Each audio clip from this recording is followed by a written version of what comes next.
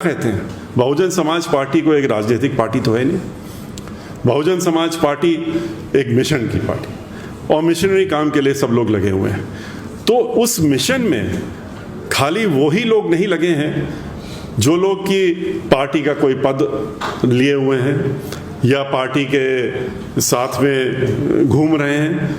Mission में तो आप लोगों का बहुत बड़ा योगदान है और ख़ास तौर से आजकल के युग में, आजकल जो मीडिया के माध्यम से, जो आज सोशल मीडिया ख़ास तौर से, तो ये तो सबसे बड़ा अस्त्र है जो हम लोगों के ऊपर इस्तेमाल किया जाता है, जिसको जब देखिए तब जो ये बड़ी राजनीतिक पार्टियां हैं, हमारी नेशनल पार्टी है, हमारी भी नेशनल राजनीतिक पार्टी है, जो 6 नेशनल राजनीतिक पार्टी उनमें से बहुजन समाज पार्टी भी एक है। गर्व होता है ये कहते हुए भी और सोचते हुए भी। लेकिन जो बाकी राजनीतिक पार्टियां उनमें हमें एक बड़ा भारी फ़र्क है। फ़र्क ये है कि वो तो उद्योगपतियों को पकड़ लेते हैं, उद्योगपति उनको पकड़ लेते हैं और उसके बाद वो अरबों, लाखों, हज़ारों, करोड़ों रुपए उनकी जेब में डाल देते हैं। उसके बाद वो अपना उनका बाजा बजाते हैं। और मीडिया में ख़ास तौर से आपने देखा जितना भी मीडिया है किसी न किसी उद्योगपति के हाथ में, सारा मीडिया ज़्यादातर उद्योगपतियों के हाथ में हो गया। तो उनकी भी तो मजबूरी है, उन्होंने पैसा दिया है पार्टी को, उन पार्टियों को, तो पैसा जब दिया है तो वो अपना काम भी कराते हैं। और ये हमारी पार्टी की नेता जो बहन मायावती जी हैं अपने हर भाषण में हमेशा कहती हैं, वो ये कहती हैं कि पैसा तो उनको देने के लिए बहुत से सभी लोग पूरे देश के उद्योगपति, हम तो जानते हैं किस तरीके से लोग आगे पीछे घूमते कि आप हमसे, हम ये करना चाहते हैं, हम देना चाहते हैं, लेकिन उसके पीछे छिपा हुआ उद्देश्य क्या है? छिपा हुआ उद्देश्य तो यही होता है कि जब हम पैसा देंगे तो हम पैसा खाली मुफ्त में तो नहीं देंगे, फिर तो हम पैसे के साथ में इशारा भी भेजेंगे और इशारा यही होगा कि आप हमारे हिसाब से काम करिए, हमारे हिसाब से जब आप पावर में आइए तो हमारी तरह से, हमारे कहने से कानून बनाइए और हमारे हिसाब से राजनीति करिए।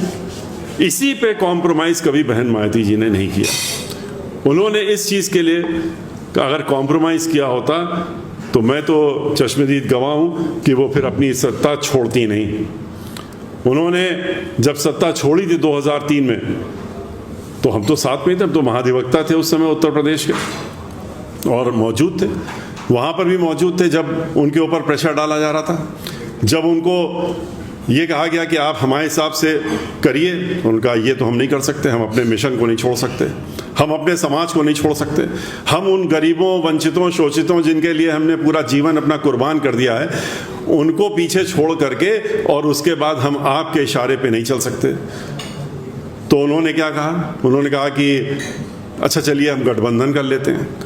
आप गठबंधन कर लिए, आप 19 सीटों पे लड़ लीजिए। 15 सीटें पहले बोले, फिर बोले 19 सीटों पे लड़ लीजिए, बाकी में हम लड़ लेंगे पार्लियामेंट की। बहन मायावती जी ने कहा कि ये तो मैं कर ही नहीं सकती, गठबंधन का तो सवाल ही नहीं उठता कि मैं आपके साथ गठबंधन कर लूँ। उनका आप लोगों को दिक्कत क्या है? बोले दिक्कत ये है कि आप हमारे हिसाब से आप नहीं चलती हैं। आपका हर काम जो होता है वो जो आपकी सोच के हिसाब से, जो आप सोचती हैं उसी हिसाब से होता है, इसलिए हमको दिक्कत होती है।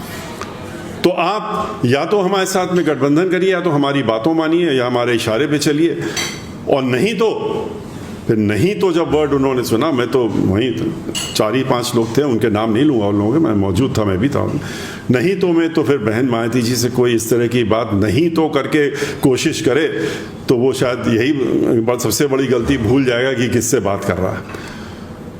तो उनके सामने ये इस तरह के शब्द कोई जिसमें हल्की सी भी धमकी नज़र आ रही हो तो वो तो बर्दाश्त नहीं है। उन्होंने कहा कि नहीं तो क्या? तो उन्होंने कहा कि नहीं देखिए बहुत से मामले हैं, ताज कॉरिडोर है और ये है वो है, और फिर वो आप जानती हैं, फिर वो CBI फलाना। इतना कहना था कि वो वहाँ से उठी और उन्होंने कहा कि, और उसके बाद वो चल दी मीटिंग से। उसके बाद उन्होंने जा करके और अपनी सत्ता, अपनी गद्दी को 1 सेकंड नहीं लिया और छोड़ने का उनका, मैं खुद ही गद्दी छोड़ देती हूँ। वो बोले आप सही समझती हैं, आप छोड़ने की बात कर रही हैं, हम मुलायम सिंह को जो हैं सत्ता में बैठाल देंगे। उन्होंने कहा आप मुलायम सिंह को बैठाल दीजिए या उनके भी किसी और को ला के बैठाल दीजिए, लेकिन हम इस तरीके से काम नहीं कर सकते। और उन्होंने जा करके, आप सब लोगों को मालूम है कि सितंबर के महीने में उन्होंने इस्तीफ़ा दिया और गद्दी छोड़ने का काम किया। उसके बाद क्या हुआ वो भी आप लोगों को सब अच्छी तरीके से मालूम है। वो लोग, उन्होंने जो धमकी दी थी वो कोरी धमकी तो नहीं थी, ये उनको भी मालूम था, हम लोगों को मालूम था, बहन मायावती जी को भी मालूम था, लेकिन फिर भी उन्होंने कहा कि हम दबाव की राजनीति में नहीं आ सकते, जानते हैं कि ये कुछ ना कुछ करेंगे। और उसके बाद ये भी आप लोगों को मालूम है कि खाली उनके घर में ही नहीं, पूरे 9 जगह, पूरे नातेदार रिश्तेदारों सबके यहाँ, और लखनऊ के घर में, दिल्ली के घर में, हर जगह एक साथ सीबीआई की रेड करी थी इन्होंने। और सीबीआई की रेड करने के बाद कोशिश की, हम तो वहीं मौजूद थे, हम तो सामने सामने खड़े थे। तो जब दिल्ली में यहाँ पर रेड की तो उन्होंने कहा कि बाहर निकल के पूछा अपने, अब वो लोग पूरा एक एक चीज़, मतलब इस तरह की कि हम तो चूंकि थे इसलिए मालूम, यहाँ तक कि जाके कूड़ेदान को भी ढूंढने का काम करो, शायद इसमें कुछ मिल जाए। जब उनको पूरे एक दूसरे से बात करते करते थक गए देखने के बाद, और सबसे पूछे कहीं कुछ मिला, कहीं कुछ मिला, तो जब हर जगह ये आया कि कहीं कुछ नहीं मिला, कहीं कुछ ऐसी चीज़ नहीं है, तो क्या करें। तो आपस में फिर कंसल्टेशन होने लगा कि ये तो बहुत बेइज्जती की बात हो जाएगी हम लोगों की, पूरे देश में आएगा कि आपने उनके यहाँ 10-10 जगह रेड कर दी, और किस लिए करी अगर कुछ नहीं था तो। तब एक व्यक्ति ने, जो हिमायू रोड में, 11 हिमायू रोड में, जहाँ मानवर काशीराम जी उस समय हॉस्पिटल में थे और बत्रा हॉस्पिटल में थे, उनके उस समय बहुत गंभीर हालत में थे, तबीयत ठीक नहीं थी और ऑक्सीजन पे थे, चढ़ रही थी उनके तो, लेकिन ग्लूकोज चढ़ रहा था।